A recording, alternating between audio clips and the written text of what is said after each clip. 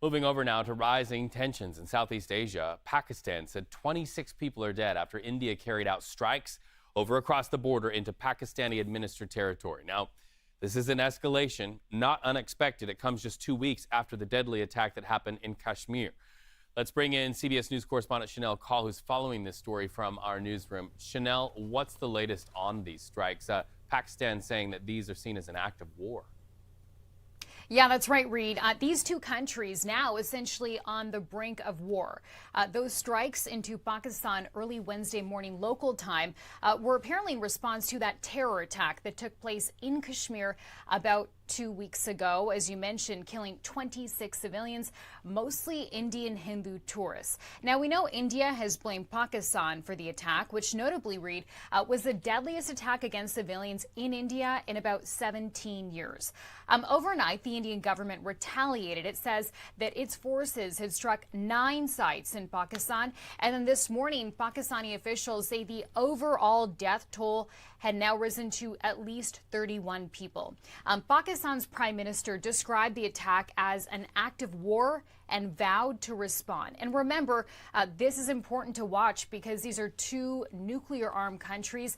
Both sides, Reed, have weapons that can really do some major damage. We're seeing an international response to this unfolding this hour. President Donald Trump responding to these rising tensions, calling this, quote, a shame. Take a listen to what he said.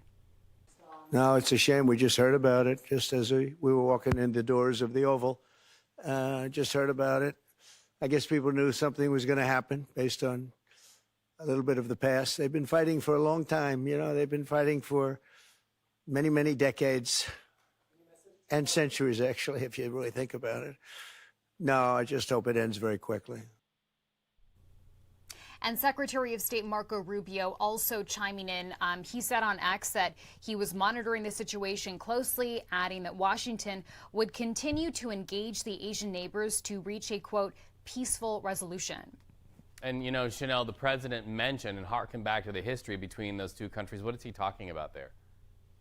Right. I mean, this is a place that has seen decades of conflict, this region. But this all, Reed, started during the partition. When the British rule ended in India in 1947, Pakistan and India became two different countries. So India was a home to majority Hindus, and then Pakistan was majority Muslim. The two sides have been fighting repeatedly. They've seen repeated wars since that partition in 1947, with Kashmir remaining a flashpoint. But this bombing, you know, this is a huge and significant escalation that the whole world is now watching. Shanelle Kaul, thank you so much for helping us see and understand not only what's happened in recent hours, but also the history there. I have a feeling we'll be talking a lot about this with you in the days and weeks ahead. So let's bring in CBS News senior national security correspondent Charlie D'Agata. Charlie, what could these renewed conflicts between India and Pakistan mean for the United States? The president's calling it a shame. Yeah, well, the Pentagon is essentially going along with the State Department statement. They're aware of the reports. However, they have no assessment at this time. It remains an evolving situation. They're closely monitoring developments. Now, both of the countries are ostensibly U.S. allies on paper. India and the United States have defense agreements. And especially after 9/11, Pakistan became a critical partner in the war against al-Qaeda and the Taliban and in Afghanistan. So although that relationship has been rocky in the past, and there are concerns now that this is going to escalate, the Pakistani government called the Indian strikes an unprovoked and blatant act of war that had violated Pakistan's sovereignty. So this is all unfolding in that disputed area of Kashmir. We've seen it before. I've reported from that region before. We haven't seen it quite escalate to this point. But yes, I mean, the DOD and the Pentagon would fall in line with state. You know, this, as was mentioned, these are two nuclear armed powers, and any escalation there, and they're sworn enemies, any escalation there is a concern.